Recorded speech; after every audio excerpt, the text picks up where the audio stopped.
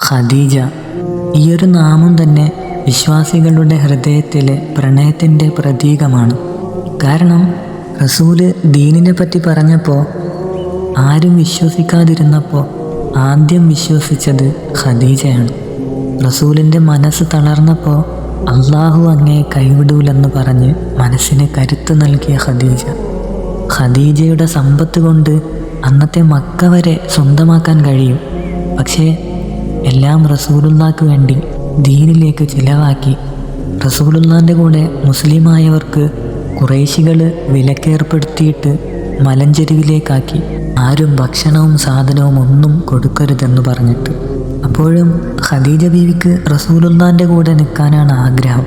പക്ഷേ ബനു ഹാഷിമിനെയാണ് അവർ വിലക്കിയത്. ഖദീജ ഉമ്മ ബനു സഅദ് ഗോത്രമാണ്.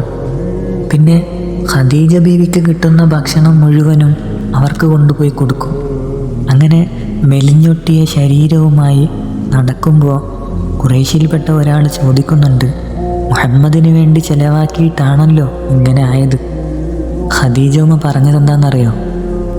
എൻ്റെ റസൂലിന് സമ്മതമാണെങ്കിൽ എൻ്റെ തൊലി കൊണ്ട് റസൂലിന് ഞാൻ ചെരുപ്പുണ്ടാക്കി കൊടുക്കുമായിരുന്നു എന്ന്. സത്യത്തിൽ ഒരാൾക്ക് എങ്ങനെയാണ് ഇതുപോലെ പ്രണയിക്കാൻ കഴിയുക? ഈ പ്രണയത്തെ മറികടക്കാൻ ഇനിയൊരു പ്രണയം ഈ ലോകത്തുണ്ടാവില്ല. അതാണ് ഖദീജത്തുൽ കുബ്ര റളിയല്ലാഹു അൻഹ.